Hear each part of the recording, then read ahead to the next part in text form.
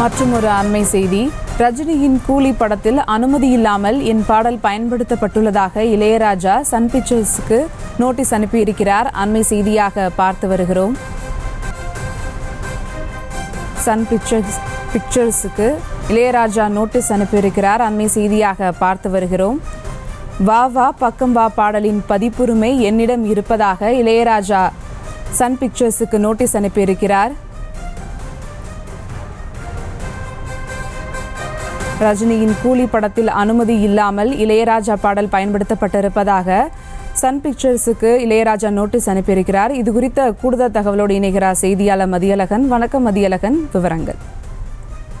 லோகேஷ் கனகராஜனுடைய இயக்கத்தில் ரஜினிகாந்த் நடிப்பில் உருவாகி வரக்கூடிய கூலி திரைப்படத்தினுடைய டீசர் அண்மையில் வெளியிடப்பட்டது. அந்த டீசரில் தங்கமகன் படத்தினுடைய வா வா பக்கம் வா பாடலினுடைய அந்த டிஸ்கோ போர்ஷன் இடம்பெற்றிருந்தது.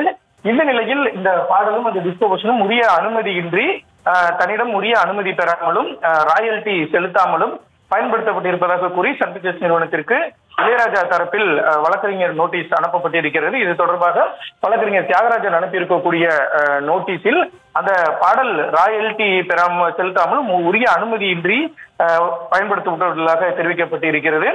கூலி படத்தின் இயக்குநராக இருக்கக்கூடிய லோகேஷ் கனகராஜ் தனது விக்ரம் 2 படத்திலும் அவரது தயாரிப்பில் உருவான ஃபைட் கிளப் படத்திலும் இளையராஜனுடைய பாடல்களை முறையான அனுமதி பெறாமல் பயன்படுத்தியுள்ளதாகவும் அந்த நோட்டீஸில் குற்றம் சாட்டப்பட்டு இருக்கிறது. வாவா பக்கம் வா பாடலை உருவாக்கியவர் என்ற முறையில் பதிப்புரிமை சட்டப்படி இளையராஜா தான் முழு உரிமையாளர் என்பதால் முறையாக உரிய அனுமதி பெற்று பாடலை பயன்படுத்த வேண்டும் அல்லது அந்த பாடலை நீக்க வேண்டும் என்று அந்த நோட்டீஸில் கோரிக்கை விடுக்கப்பட்டு இருக்கிறது. அவ்வாறு செய்யாவிட்டால் பதிப்புரிமையை வேண்டும் என்றே மீறியதாக கருதி உரிமையியல் மற்றும் குற்றவியல் நடவடிக்கைகள் மேற்கொள்ளப்படும் எனவும் அந்த நோட்டீஸில் எச்சரிக்கை விடுக்கப்பட்டு இருக்கிறது.